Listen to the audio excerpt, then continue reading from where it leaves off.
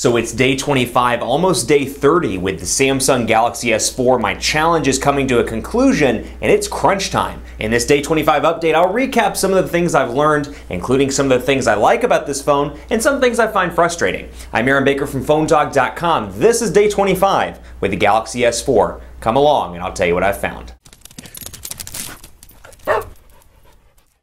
25 days into my 30-day challenge with the Samsung Galaxy S4, and I'm certainly conflicted, just like a lot of you are as well. The Android battle right now is obviously the Samsung Galaxy S4 versus HTC One, and there are some great things about both devices, and even 25 days in, just comparing those two, I find a lot to like about both. But we'll start out by telling you some of the pros and cons that I've found on the Galaxy S4 for me, and that may not be your personal lifestyle. Here's what I like about this device. One, the display. 5-inch 1080p HD display, perfect size for me, fits well in the hand, and it's not too big, but it's still big enough that it gives me the ability to browse YouTube and browse the web without feeling like I need to switch to a laptop or a tablet or something with a bigger display. It's the perfect balance between, for my life at least, between the iPhone 5 and perhaps the Galaxy Note 2 or even some of the bigger devices on the market. I'm really pleased with the screen size, and that's what I find challenging whenever I even work with the HTC One or the Lumia 920. Just for personal use, I find this to be a nice size, not to mention the colors are obviously beautiful and it's an improvement over the Galaxy S3.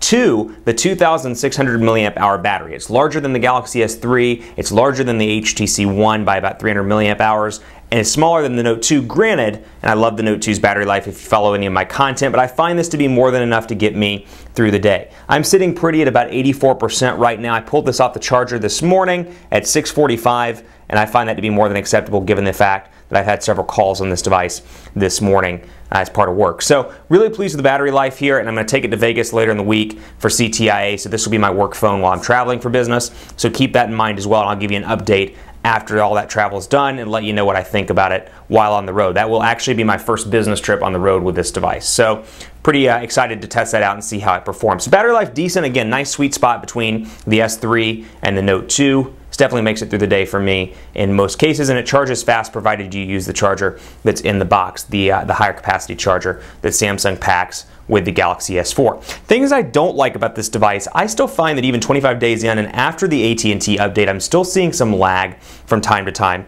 on this device. Now, since the last update video, I added a micro SD card. I have a 16 gigabyte micro SD card in this device, and I moved all my pictures over to the micro SD card. That said, still seeing some lag, even though some of the storage space in the system is freed up. Got plenty of space to work with. My pictures are off and onto an SD card. Still seeing some lag from time to time, and it's hard to replicate on camera, but it's just in basic things. Browsing the web, doing things of that nature. For example, let me go into the phone or contacts, music.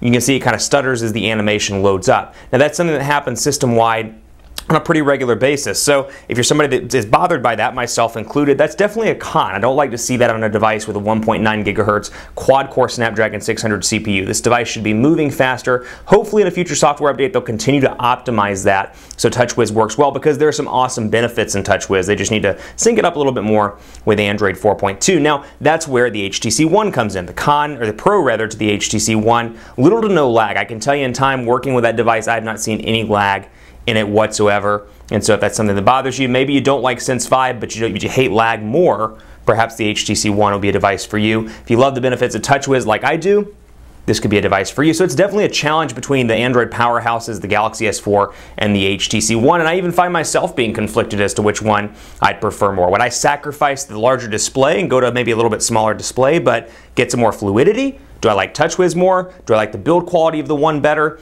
It's a tough call, and you just have to decide what's most important to you. For me, in my personal and business use, battery life is most important, display is most important, so right now, the Galaxy S4 wins that out. Will that happen through the duration of the 30-day challenge? It's anybody's guess. Actually, I have a feeling I know which one, but I'm going to leave that for the 30-day challenge recap video. So hit me up on Twitter, PhoneDog_Aaron. Let me know what you want to see in the final days of the Galaxy S4 challenge video. Facebook, Facebook.com/HiAaronBaker, and on Google Plus at PhoneDog.com/G+. I'm off to Vegas, so I'm going to take this with me, and I'll let you know a couple of days in how this thing performs on a business trip. Thanks for watching. I'll see you next time.